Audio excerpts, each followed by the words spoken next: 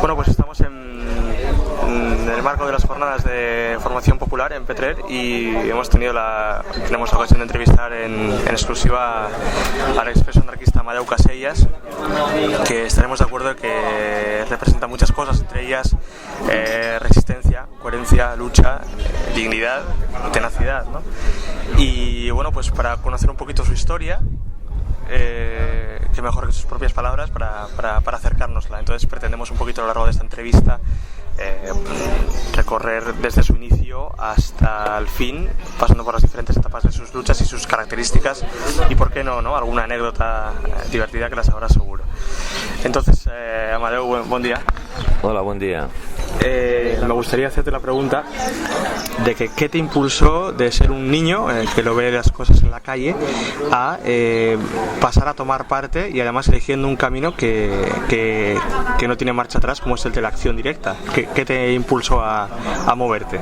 Bueno, la verdad es que bien no lo sé, ¿no? Supongo que un poco la naturaleza de cada uno, ¿no?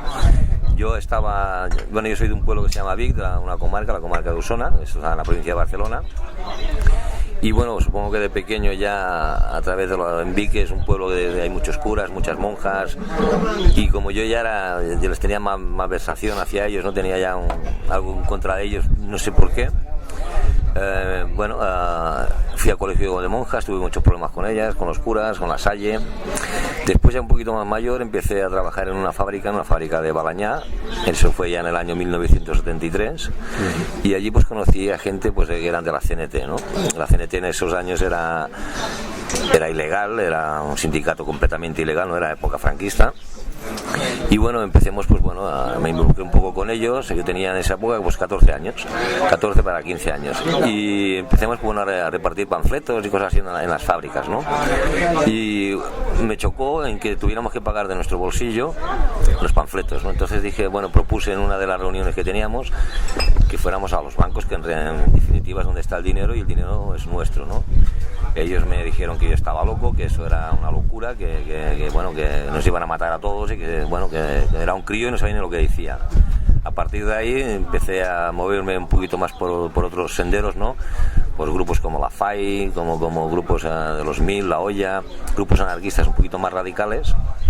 Y bueno, ahí es donde empecé pues mi andadura contra el sistema, ¿no? Contra el fascismo, en esa época contra Franco, y posteriormente en esta falsa democracia contra lo mismo, ¿no? Que sigue siendo pues un país fascista. Conociste perdona que te interrumpa, a Salvador Puig-Antí, dijiste ayer, ¿no? Sí, Salvador Puig-Antí, bueno, yo no lo conocí como lo que después fue, ¿no? Yo Salvador Puig-Antí lo conocí más bien de casualidad, en Barcelona, en Gracia. Estábamos un grupo y me dijeron, mira, este es farmacéutico y está también en la lucha y tal, ¿no? Y después con el tiempo, pues bueno, salió todo lo que salió en la prensa y lo que había pasado con el grupo Los Mil, ¿no?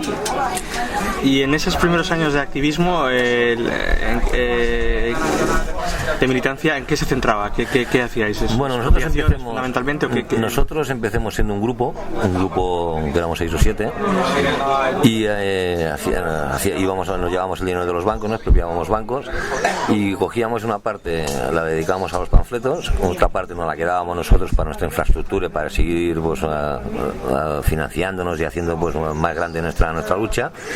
Y después, como en los bancos, de lo que realmente nos quedamos sorprendidos del dinero que llegaba a haber, porque era mucho, pues cogimos y decidimos dar una parte pues a la gente que lo necesitaba, ¿no? Desde ahí que en la comarca de Osona me bautizaran como el Robin Hood. No era yo solo, éramos unos cuantos, y lo que hacíamos, bueno, en cada banco cuando nos llevábamos el dinero, depende de la cantidad que nos llevábamos, una parte nos la quedábamos nosotros, otra parte la dedicábamos a panfletos y una parte decidíamos, como éramos un grupo totalmente autónomo, a quién se lo dábamos. Normalmente pues en esa época las familias eran todas familias numerosas, tenían muchos hijos. Entonces a las familias más necesitadas decían, bueno, pues este atraco en una parte es para esta familia, y se lo dábamos sin más, hasta que en el 79 nos cogieron y entremos en la cárcel. ¿Tú volviste a salir desde el 79 o fue la...? No, yo entré en el 79, cuando entré en la cárcel, ya, aunque en la calle ya había esta falsa democracia, sí. en la cárcel sigue habiendo un régimen totalmente franquista, no fascista.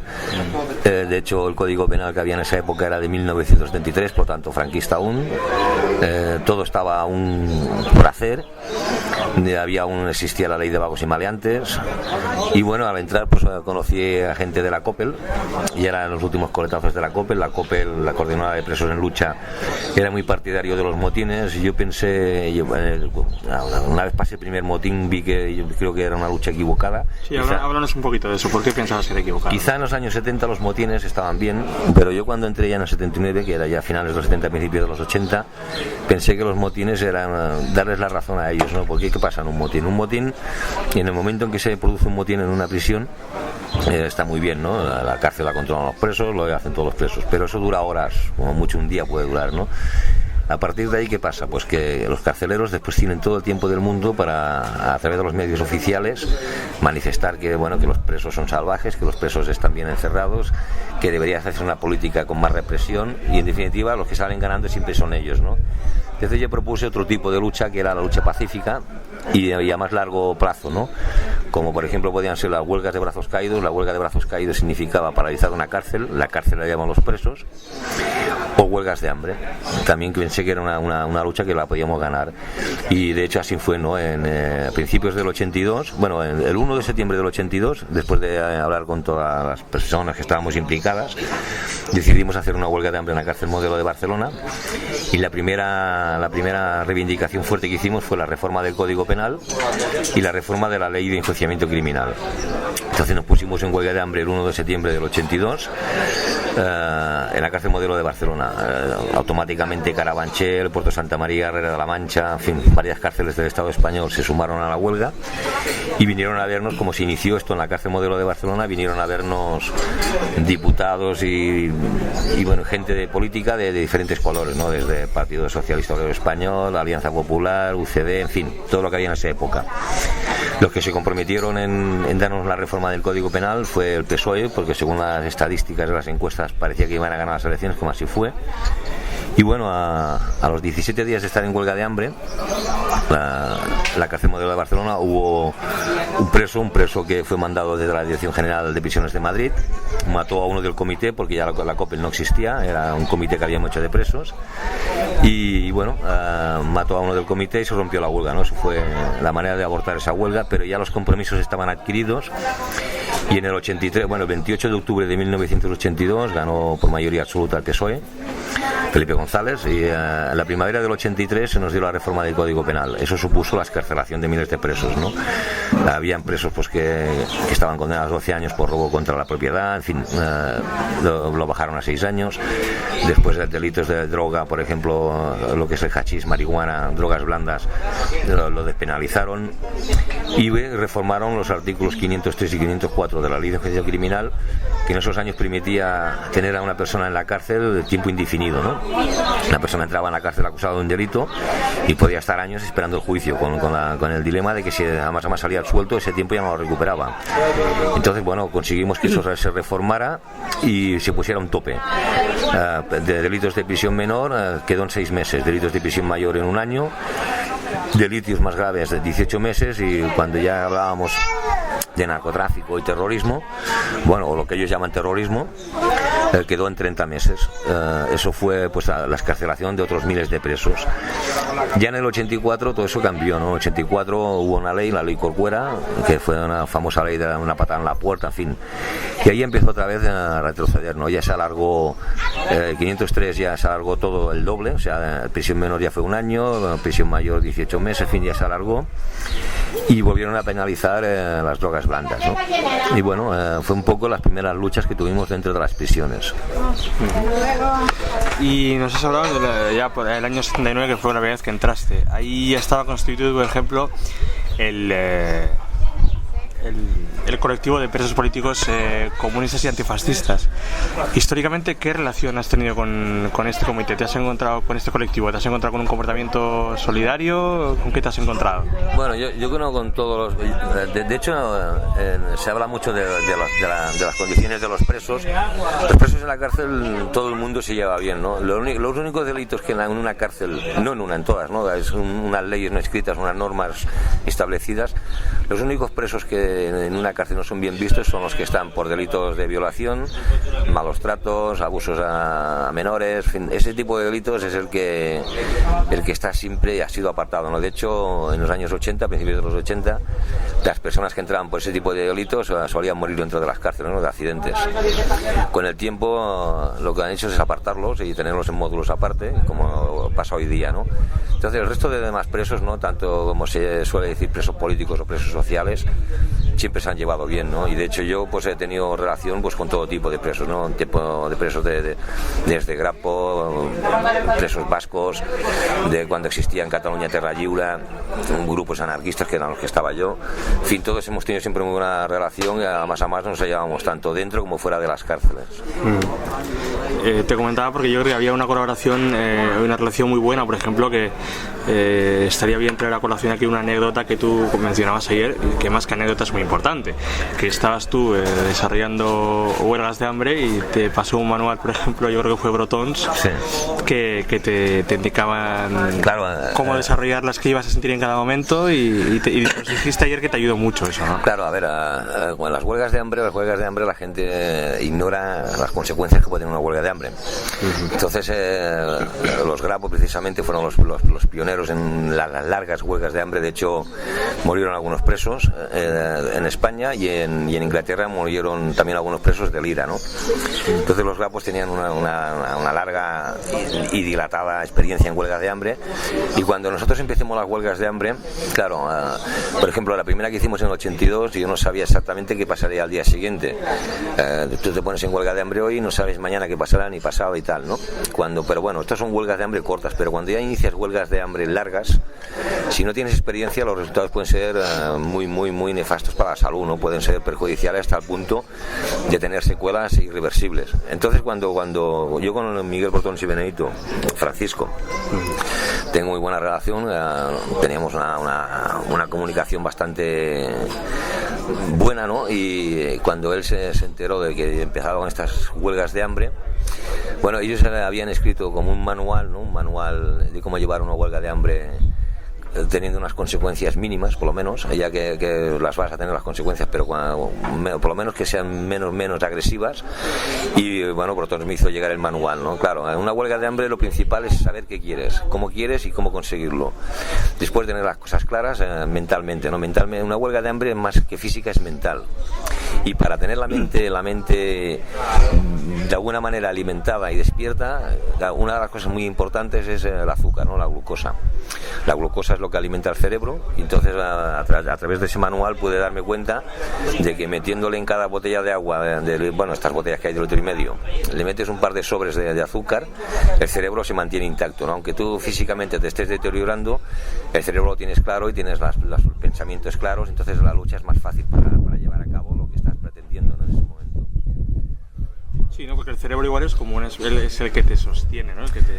Yo creo que el cerebro es la base principal de la persona, ¿no? O sea, es el motor, es el corazón. O sea, todas las partes de una persona son importantes, pero el cerebro creo que es vital que esté en perfecto estado. Entonces, una huelga de hambre, si no consiguieras añadirle un poco de glucosa, que yo no lo sabía, que es lo que alimenta el cerebro, pues probablemente a los 30-40 días de estar en huelga de hambre las consecuencias serían ya irreversibles y además te podrían manipular de cualquier manera. Con la glucosa lo que hace es mantener el cerebro sereno, bien, y saber que estás como el primer día, ¿no? Mentalmente, aunque tu cuerpo cada día va perdiendo, ¿no? Y el cuerpo se autoalimenta, el cuerpo es inteligente, se autoalimenta. Lo que hace la glucosa es mantenerte el cerebro en perfecto estado, ¿no? De alguna manera tener los muebles en su sitio. Y bueno, eso fue gracias, pues, sobre todo a los miembros del Grapo, ¿no? Y Brotons, que Brotons es un buen amigo. Y bueno, él fue el que me aconsejó cómo llevar a buen término estas largas huelgas de hambre. Y luego comentabas ayer que así como es dura, sobre todo a nivel psicológico, la huelga de hambre, es igual de duro el proceso de recuperación, ¿no? Claro, una huelga de hambre, el cuerpo, como he dicho antes, se autoalimenta, pero al mismo tiempo se va cerrando, ¿no? El estómago se cierra, los intestinos se cierran. Entonces, cuando haces una cosa es hacer una huelga de hambre de 15 o 20 días, que no tiene ninguna consecuencia, y otra cosa es pasar ya como mi caso, que pasé pues en algunas huelgas de 70 días, en algunas llegué a 100. Ahí el cuerpo pues queda muy deteriorado, y después para volver a comer, claro, el proceso es al revés, ¿no? Tienes que empezar desde un caldo de arroz, o sea, sin nada sólido. Aún así lo devuelves, ¿no? En mi caso, por ejemplo, intenté comerme los primeros días alguna magdalena y no podía, la devolvía, con el riesgo más a más de que te puede producir una úlcera o llagas en el estómago, ¿no? Y bueno, yo por ejemplo en comer sólido tardé, pues no sé, un mes y medio, algo así, no en volver a comer, no sólido, sino a comer un plato de arroz caldoso, ¿no? O sea, sin nada, ¿no? Arroz blanco, ¿no? Y cuesta, claro, es un proceso lento. Volviendo un poquito al tema de la colaboración con los presos, ¿hacíais dinámicas en común los políticos y los diferentes presos políticos? Sí, en la cárcel, el problema que hay en la cárcel es un problema pues de las bases, ¿no? En la cárcel, por desgracia, la cultura es mínima, hay mucha gente pues que es analfabeta, incluso hoy día, ¿no? Hay mucha gente que no sabe ni cómo escribir una instancia. Entonces, a través de los diferentes grupos políticos, ¿no? Desde presos vascos, presos de Grapo, anarquistas, cuando existía Terra Lliure, pues bueno, como era gente más bien, no más bien preparada, sino que culturalmente tenía más estudios, organizábamos pues este tipo de luchas, ¿no? Pues desde hacer ayunos y chapeos de fines de semana, en hacer luchas colectivas en todo el Estado español, ¿no? A lo mejor pues en Carabanchel se ponían 4 presos, en el Puerto 6, en Cataluña pues en la cárcel de Brians 2, en la de la Roca 6, y total nos juntábamos 500, 600, 700 presos que llevábamos una huelga de hambre, por ejemplo, ¿no? O nos chapábamos en las celdas un fin de semana, y eso lo hacíamos a través de los diferentes colectivos, indiferentemente de que fueran vascos, Grapo, anarquistas, Terra Lliure, en fin, no tenía nada que ver eso, porque en definitiva la lucha era la misma, ¿no? La gente en el Estado español se cree que estamos en una democracia, eso es falso, seguimos en un Estado fascista, aunque no lo quieran maquillar de la manera que quieran. Y bueno, tanto Grapo como presos vascos, como anarquistas, como todos estos grupos en común tenían la lucha contra el fascismo. Y en definitiva pues nos ayudábamos unos a otros, que era lo que teníamos que hacer. Después cada uno defendería sus ideas. ¿Y qué papel, estando en las jornadas de formación popular, qué papel crees que tiene la solidaridad desde fuera hacia adentro? Yo creo que cada vez es más importante desde fuera hacia adentro, porque dentro cada vez es más difícil, ¿no? De hecho, si nos retrocedemos a los años 70, principios de la COPEL, ¿qué pasó? Que los carceleros de las instituciones penitenciarias pensaron de que los presos sociales no tenían la capacidad de organizar una lucha, ¿no? Y cuando se dieron cuenta de que sí, bueno, al final fue el resultado de que deshicieron la COPEL, ¿no? La COPEL la dividieron, la enfrentaron y desapareció. Después empezamos los comités y tal, ¿no? Entonces ellos se dieron cuenta de que en la cárcel pues sí, se podían hacer luchas desde dentro hacia afuera, y eso era un problema para ellos. Entonces ¿qué han hecho ellos? Divide y vencerás, ¿no? Cuando en una cárcel, en un patio de un módulo, un patio de una galería, se intenta organizar cualquier tipo de lucha, ¿qué hace la cárcel? Divide, ¿no? Si son 4, pues mandar a uno en cada punta del Estado español, con lo que desarman este tipo de luchas. Entonces creo que es más importante desde fuera hacia adentro, porque desde fuera, aunque sí que sigamos, bueno, somos personas que estamos en un cuarto grado, ¿no? Uno deja de ser presos, ¿no? Presos en libertad. Yo por eso muchas veces cuando he ido a algún tipo de charla digo que hay 4 grados, ¿no? En España. Cuarto grado somos los que estamos ahora aquí afuera, ¿no? Los que estamos en libertad. Cuando aquí afuera ellos te quieren de alguna manera que les estás llevando las cosas a buen término, que es cuando ellos intervienen, porque estás despertando de alguna manera a las personas, te regresan a segundo grado. El segundo grado en la cárcel es vida ordinaria, ¿no? Estás en un patio. Eso es el segundo grado. Si ellos ven después a partir de ahí que tú vuelves a ser un borreguito, ¿no? ¿no? Que vuelves a adaptarte al sistema de ellos. Te dan el tercer grado, que significa salir los fines de semana o incluso trabajar en el exterior yendo a dormir a la cárcel. Y si en ese segundo grado tú eres una persona que sigues reivindicando y sigues luchando, te vas a primer grado, que es aislamiento, ¿no?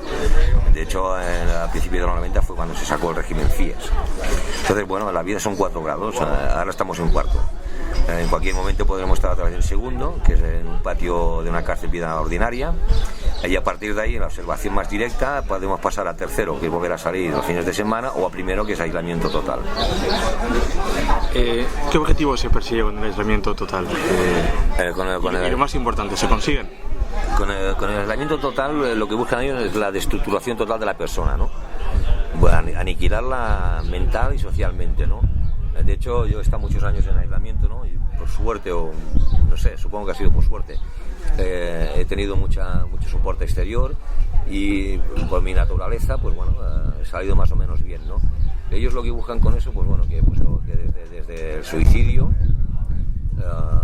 o te quedes totalmente aniquilado como persona, ¿no? De hecho, he conocido muchas personas dentro de las cárceles que eran personas como podemos ser tú y yo, normales, ¿no? Y dentro de las prisiones los han aniquilado con el aislamiento, ¿no? El aislamiento es brutal, porque tú piensas que estás en una celda 22 horas solo y, por ejemplo, en mi caso, pues me tenían 2 horas de patio solo. Entonces eso va mermando tu salud mental hasta el punto de que te vuelves loco, y muchos compañeros que he tenido se han quitado la vida, ¿no? Por eso cuando se habla de los suicidios dentro de las cárceles, siempre acuso al Estado español y a instituciones penitenciarias de ser los responsables de estas muertes, ¿no? Una persona, sí que es verdad que hay personas pues, que a lo mejor se han quitado la vida tanto en el exterior como en el interior por otros motivos, pero la mayoría de los suicidios, incluso de muertes por sobredosis que hay dentro de las cárceles, se podían haber evitado. Lo que pasa es que al Estado le interesa y induce a que llegue hasta este punto una persona que muera por sobredosis o que se quite la vida. ¿Y cómo se hace frente a ese aislamiento extremo? ¿Cómo se hace frente a ese aislamiento extremo?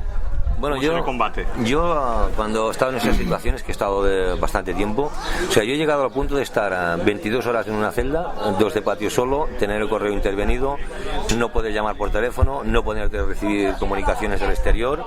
Entonces, ante esa situación, yo, bueno, por lo menos en mi caso, no me enganchaba ni a las drogas legales ni ilegales, porque ahí te ofrecen siempre las drogas legales, que son tan malas como las ilegales. En mi caso, pues si no dormía durante la noche, dormía durante el día, porque tienes las 24 horas del día para dormir. Y bueno, después lectura, ¿no? Yo he leído de todo tipo de libros, ¿no? He leído hasta de Nietzsche, ¿no? Así hablo Zaratustra, que me decía la gente, hostia, ¿y tú cómo lees ese libro? Pues bueno, era que pillé en ese momento y lo leí. Y de paso, pues conocer un poco más al enemigo, ¿no? O sea, que de todo sacas tu parte positiva, ¿no? De hecho, uno de los libros que más me ha costado a mí leer fue de Truman Capote, A Sangre Fría, que es un libro muy pesado. Y bueno, leer, hacer un poco de deporte, de gimnasia dentro de la celda. Y bueno, mantenerte pues eso, más o menos centrado. Siempre te pueden quedar secuelas, aunque yo no me las vea, pero es la manera de sobrevivir a estas situaciones. Y después otra de las cosas que yo hacía era psicología inversa, ¿no? Por ejemplo, los carceleros lo que hacían era revolverme la celda buscando la provocación, y yo lo que hacía era lo contrario. Cuando llegaba a la celda me la encontraba patas arriba, les decía yo, es de puta madre, tío, o sea, ahora estoy entretenido 2-3 horas, ¿no? Poner las cosas bien, mañana más. Y ese llega el momento en que en vez de rebotarte tú, se rebotan ellos. O sea, era una manera de un juego, ¿no? De alguna manera, pero que a mí me daba pues la fuerza de ir siguiendo con esta lucha. ¿Qué papel crees que tiene hoy en día, cambiando un poco de tema, la acción directa? Es decir, era válida en los 70 y tú crees que ahora mismo con palabras solas, con palabras se podría conseguir algo. Yo creo que la acción directa siempre es válida, ¿no? Claro, mucha gente dice, ¿qué es la acción directa? La acción directa es lo que una persona quiere hacer en ese momento, ¿no? Y si es yo para mí la acción directa es lo que estamos haciendo ahora mismo. Esto ya es una acción directa. O sea, todo tiene un significado, y creo que la acción directa era válida en los años 70, es válida en los 80, en el 2000, y siempre será válida. Es como, por ejemplo, muchas veces cuando he ido pues, por España, por el Estado español, haciendo charlas y tal, ¿no? Que me dicen, es que nosotros somos 3. Bueno, mejor 30 que 3, evidentemente, pero si esos 3 tienen ganas de hacer, hacen igual 3 que 30, ¿no? O sea, no es que seas más o menos, sino lo que tú tienes claro y las ideas que tú tienes. Si tus ideas son buenas y las quieres llevar adelante, no te hace falta nadie a tu lado, ¿no? De hecho, en mi caso mismo no hubo mucho tiempo pues que actuaba solo, ¿no? Porque pensaba que la gente que estaba a mi alrededor era un problema, no un beneficio, entonces hacía solo.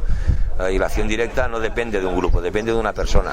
Y yo creo que es buena que sigan habiendo gente que piense en acción directa. Y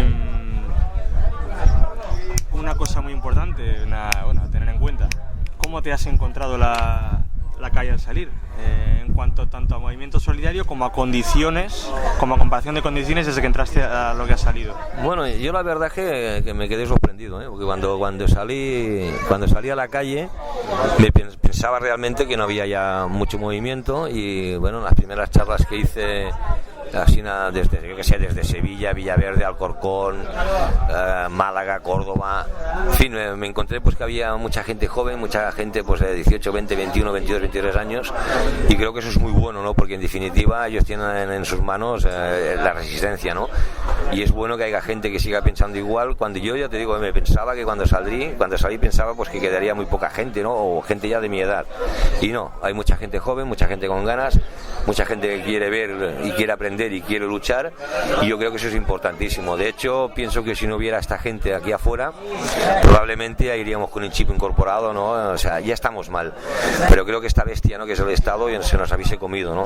Si aún tenemos alguna posibilidad es gracias a la gente que sigue aquí afuera luchando, y sobre todo esta gente joven, ¿no? Gente que he visto en muchísimas charlas, gente muy joven de 20, 22 años, que eso es importantísimo que siga y que tengan claro lo que es el sistema y cómo hay que luchar contra el sistema, y eso es importantísimo. Y bueno, una pregunta que en estos tiempos es obligada, ¿no? En estos tiempos de forzosa reinserción y de búsqueda del arrepentimiento. ¿Tú te arrepientes de haber usado la acción directa en alguna vez?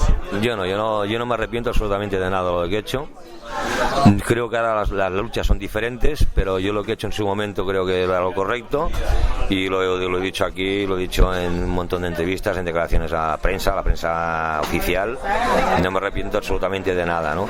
Incluso es más, ¿no? Hay gente que dice que yo he perdido 30 años de mi vida dentro de las prisiones. Yo creo que no, los he vivido de otra manera, pero no los he perdido. Sí que es verdad que los he perdido en el exterior, porque no he vivido fuera, los he vivido dentro, pero también es verdad que he cogido una experiencia y he conocido a gente que probablemente estando fuera no la hubiese conocido nunca, ¿no? Entonces ni me arrepiento de nada, ni tengo nada que arrepentirme, sino todo lo contrario, ¿no? Viendo el panorama que hay actual, por ejemplo, con el tema de las hipotecas, el tema de las preferentes y todos esos temas que hay hoy en día, creo que hice poco. O sea, si de algo me arrepiento es de haber hecho poco. Y de la única cosa que realmente me puedo arrepentir es de que cada vez que he entrado en un banco y me he llevado el dinero es del susto que le he podido dar a los empleados, ¿no? Porque en definitiva los empleados eran trabajadores y no tenían nada que ver en la lucha que teníamos nosotros, y es lo único que me puedo arrepentir. Por lo demás no tengo nada que arrepentirme. Y bueno, en la charla que vas a dar esta tarde vas a presentar tu libro. ¿Cómo se titula? Bueno, el libro hoy no lo presento el libro. Sí, no, he venido invitado aquí a Alicante por otro tema, ¿no? Pero bueno, el libro sí que... Vamos a hablarnos un poco de él. Sí, el libro traigo 6 o 7 en el coche, porque tampoco tengo más ya, ¿no? O sea, he sacado la primera edición. El libro se titula Un reflejo de la sociedad y es una crónica de las cárceles de la democracia, donde se explica pues desde que mi inicio en la CNT, en grupos anarquistas, de las luchas dentro de las cárceles, cómo se organizaban las fugas, porque dentro de las cárceles tengo algunas fugas. ¿Te has fugado alguna vez? Sí, más de una vez, y cómo se organizaba, cómo las preparábamos. Háblanos un poco cómo se hace eso. Bueno, depende de... Yo creo que todas las cárceles tienen su punto débil, ¿no? Es todo buscarlo, ¿no? O sea, tú lo que no puedes pretender es llegar a una cárcel hoy y irte mañana, pero si tú el día a día vas mirando los puntos, vas mirando cómo... hoy te lo miras por aquí, mañana por allí, y al final le ves el punto débil y lo aprovechas, ¿no? Y de hecho, yo todas las veces que me he ido de una cárcel ha sido así, ¿no? Buscando los puntos débiles, que siempre los hay. Pero aparte que creo que es un derecho de los presos, no el fugarse cuando encierran a una persona, un animal, y es animal, ¿no? Le abren la puerta y se va, ¿no? Entonces una persona más razón, porque por lo menos creo yo que es una obligación que tiene intentar fugarse. Y de hecho incluso el propio sistema en el tema de las fugas no suele castigar mucho, ni en el Código Penal actual del 95 ni en el código antiguo, ¿no? El derecho a la fuga creo que siempre ha sido una cosa que ha tenido muy clara todo el mundo, ¿no? Y de esto todo lo ves en el libro, ¿no?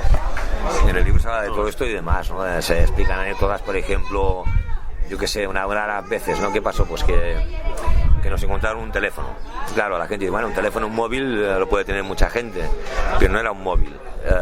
En Lérida, en la cárcel de Lérida, en el año 94, pues me metieron en una celda sacándome de aislamiento, donde había gente de confianza de la cárcel, ¿no? Eran paleta y un electricista. Entonces yo los convencí diciéndoles que si ellos le echaban valor podían hacer una instalación, y pasaron la línea telefónica de la cabina pública hasta la celda. Me hicieron caso, lo pasemos, y bueno, teníamos teléfono, ¿no? Desde ese teléfono pues llamábamos a gente. Yo en mi caso, por ejemplo, cuando llamaba a alguien siempre lo hacía en un bar, para que cuando saltara la cosa, porque más tarde, más temprano sabía que iba a saltar, pues no pudieran implicarme en la instalación de ese teléfono, ¿no? Y bueno, así fue, ¿no? El caso es que los otros dos compañeros, en este caso el electricista y el paleta, pues bueno, llamaban a todo tipo de teléfono a todas horas, y en fin, se disparó la factura de un 300 a un 300%. Un mes, 2 meses, 3 meses, 4 meses. Al final un día vi que bueno, que estaban haciendo un seguimiento de líneas desde Madrid, y les dije a ellos, no subáis el teléfono hoy ni cortéis la línea telefónica pública y no la paséis, digo, porque nos van a coger. Ellos no me hicieron caso, la subieron y nos cogieron, ¿no? Entonces en la revista El Jueves, una revista que sale en Cataluña, se me veía a mí en plano humorístico, ¿no? Se me veía a mí estirado en la cama con un teléfono, ¿no? Y el director general de prisiones le dice al director de la cárcel, debo felicitarte porque veo que los presos gozan de buenas instalaciones, ¿no? Entonces, bueno, es verdad, no teníamos... Y fue anecdótico porque fue la única vez en toda España, ¿no?, que se había encontrado un teléfono con instalación hasta la celda, ¿no? Nunca había pasado esto, ¿no? Y además en una cárcel de máxima seguridad como era la de Lérida. Y bueno, cosas así en el libro pues hay varias, ¿no? Hay una fuga también muy guapa, ¿no?, de un amigo mío, se llama Francisco Javier Toledo Pérez, que cogió una bandeja, le puso 4 o 5 cafés, ¿no?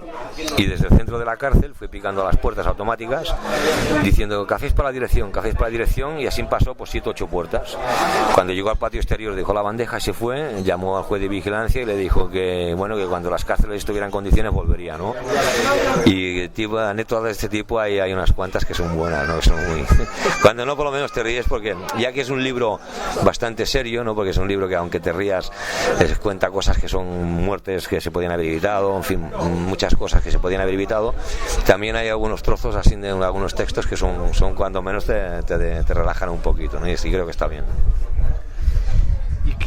¿Y una pregunta, ¿qué tipo de gente?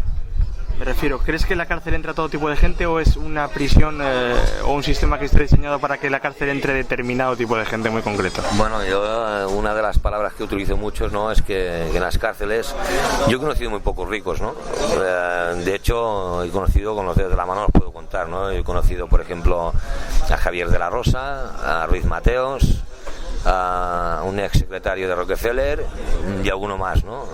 Josep Puigneró, que fue el primero que condenaron por delitos ecológicos en Cataluña, y bueno, pocos más, ¿no? Las leyes están hechas a medida del poder y son para proteger a los ricos de los pobres, ¿no?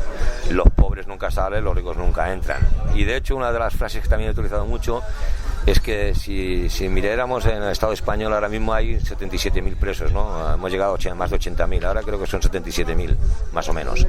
Entonces, la mayoría de estos presos, su único delito es no tener el dinero suficiente para demostrar que son inocentes. Ese es el delito que ellos tienen, ¿no? Entonces, bueno, a partir de ahí cada uno puede entender lo que pienso de las cárceles. Y ves futuro me refiero, estamos dotándonos últimamente, están dotándose de un arsenal represivo importante, están dotándose de una tela de araña jurídica para que cualquier tipo de movimiento sea criminalizado y para meter el miedo, para no inducir precisamente a protestar contra esto. ¿Tú a ese tipo de medidas le ves futuro? ¿Crees que el personal se va a acojonar o por lo contrario les va a acicatar ahí? Bueno, mira, si nos lo miramos bien, ahora hemos retrocedido unos 40 años, ¿no? Desde la ley del aborto, bueno, en tema de justicia, en fin, hemos visto a Ruiz Gallardón, ¿no? El ministro de Justicia, todo lo que está haciendo, lo que hace, todo es represivo y todo es volver hacia atrás. Pero bueno, tampoco la gente tiene que asustarse, ¿no? De hecho, si durante 40 años Franco no consiguió doblegar a la resistencia, tampoco lo van a conseguir estos del PP por más años que estén, ¿no? De hecho, yo creo que la gente tiene muy claro qué tipo de gentuza es. Creo que la gente, aunque intenten decir bueno que una manifestación los pueden multar, no tienen que asustarse. El sistema se defiende como puede, pero la gente resistimos y seguiremos resistiendo contra el PP, contra el PSOE y contra el que se ponga ahí delante, ¿no? Y bueno, en eso se basa, ¿no? La lucha, en la resistencia, en no tener miedo y seguir hacia adelante, y bueno, más deprisa, más despacio iremos adelantando. O sea que la gente no tiene que tener miedo. Creo que por más que quiera el PP, ahora que es el que está en el gobierno, que la gente tenga miedo, a mí personalmente, por ejemplo, me replantinzan, ¿no? Toda esta gente, y creo que la mayoría de la gente debe parecer igual, ¿no? Sí que es verdad que son peligrosos y hay que tener cuidado con ellos, pero bueno, también era Franco, Hitler, ¿no? Y no consiguió nada. O sea que la gente tiene que seguir hacia adelante. Y bueno, nos tienes algo que decir, que además es una información que la gente no suele reparar en ella y se dice poco. Bueno, pues le metemos caña a los módulos de respeto. Tenías algo que decir sobre ellos, ¿no? Que muy de respeto no son, ¿no? Bueno, yo creo que los módulos de respeto más bien ha sido una invención de las instituciones penitenciarias para que de alguna manera los carceleros tengan menos trabajo, ¿no? Por ejemplo, los módulos de respeto, ¿qué es lo que se hace? En los módulos de respeto lo que se hace es que en fase experimental se pusieron a presos en un patio. Primero lo llamaron módulo sin drogas. Entonces el preso cuando ve a otro que se fuma un porro, que hace cualquier tipo de acción de esta manera, ¿qué hace? Pues tiene que ir al carcelero y decirle: fulanito se está fumando un porro, está haciendo una infracción, ¿no? Entonces al que se chiva le premian, y si no se chiva, lo que pasa es que sancionan a que se fumaba el porro, el que estaba haciendo ese tipo de infracción, y al que no lo ha dicho. Ese es el módulo de respeto. ¿Para qué se hace esto? Pues para que los carceleros tengan más tiempo para leer los periódicos, estar en ordenadores y tal, ¿no?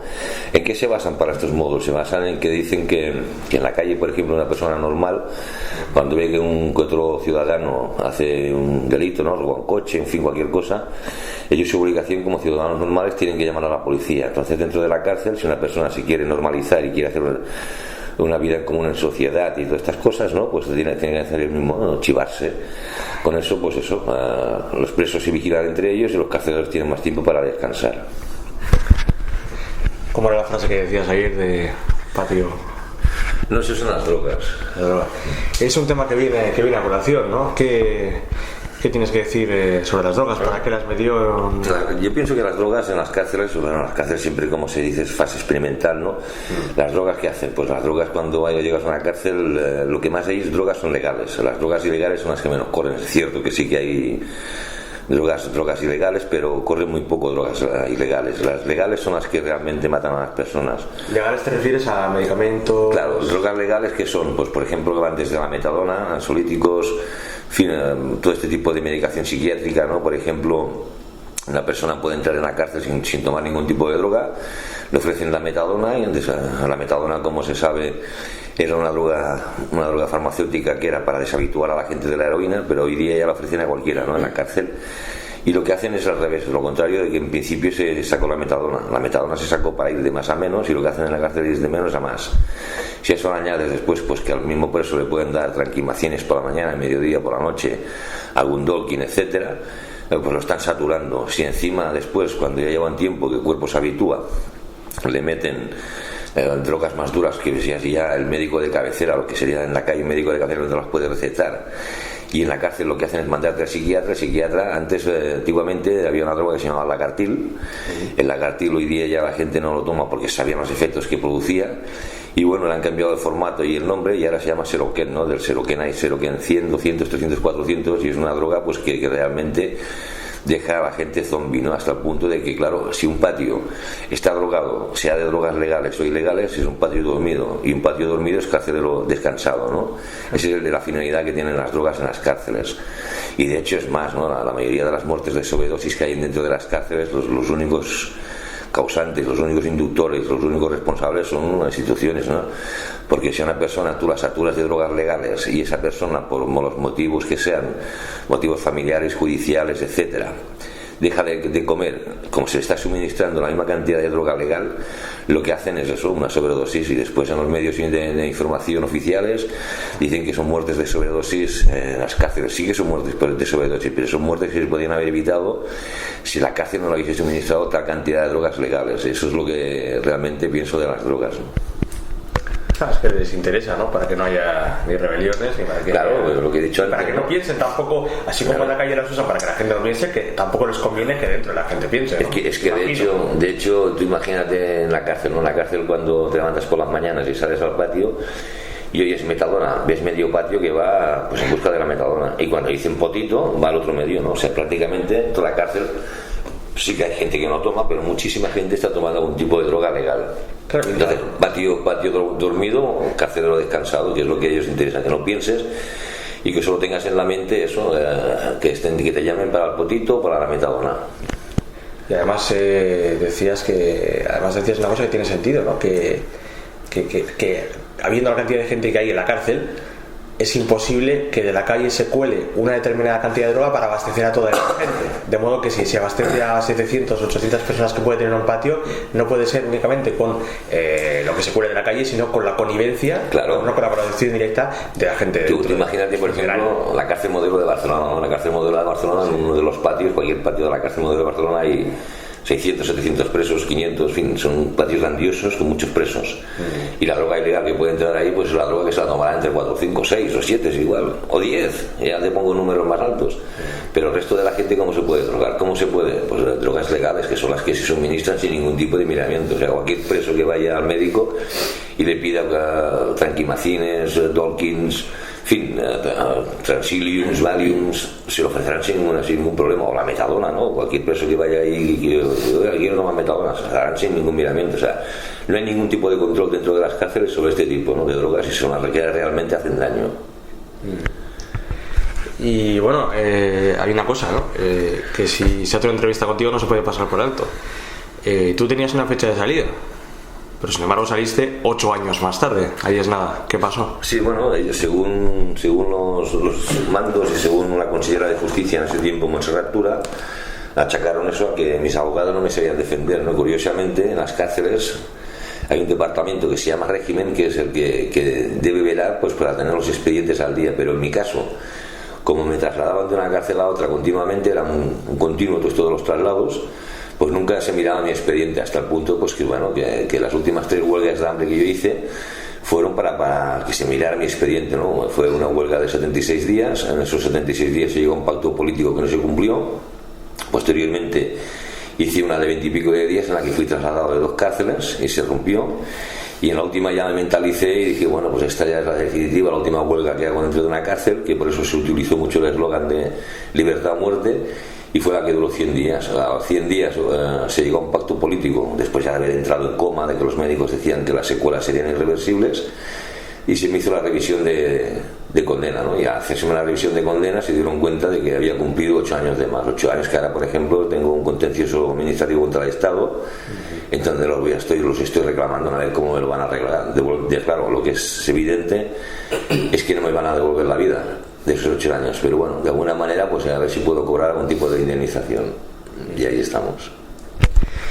Y comentabas un tema que era muy interesante, en el sentido de que ¿tú animas a la gente a que escriba a los presos o no? Yo animo a la gente que escriba a los presos, pero también les animo a que lo hagan concienciadamente, ¿no? Lo que no se puede hacer es escribir, como yo he estado en algunos sitios, ¿no?, y decir, bueno, pues ahora hoy vamos a hacer un taller de actividades de escribir a los presos, ¿no?, coger un listado de presos y bueno, le escribe a la gente. A partir de ahí, pues nada, se olvida a la gente, ¿no? Eso no se puede hacer porque el preso que dentro de una cárcel recibe correspondencia, pues cree que de alguna manera a lo mejor tiene un tipo de ayuda que no es real, que es ficticio, aunque en la calle no se quiera hacer con esa intención, pero es así. Y entonces, bueno, el preso se meterá a lo mejor en luchas que él solo no puede llevar a cabo, pensándose que en la calle pues tiene un apoyo. Y resulta que en la calle ese apoyo ha sido una cosa muy, muy, muy puntual, ¿no? Que ese día pues ha dicho de escribir a presos y han escrito, y lo dejan ahí. Entonces el sistema penitenciario, el sistema carcelario es muy duro, es muy es muy machacante, muy salvaje, y cuando se dan cuenta de que ese preso ya no recibe esa correspondencia, que ya vuelve a estar solo, la venganza del sistema puede ser desastrosa, no pueden llegar a hacerle barbaridades. Entonces yo aconsejo que si se escribe algún tipo de eso, pues que se haga desde un principio hasta un final, o que no se escriba. Si se decide escribir, pues bueno, vale más escribir a 3 presos de una manera regular y continuada que no escribir un día 20 y dejarlo ahí, ¿no? Porque eso puede ser perjudicial para el preso.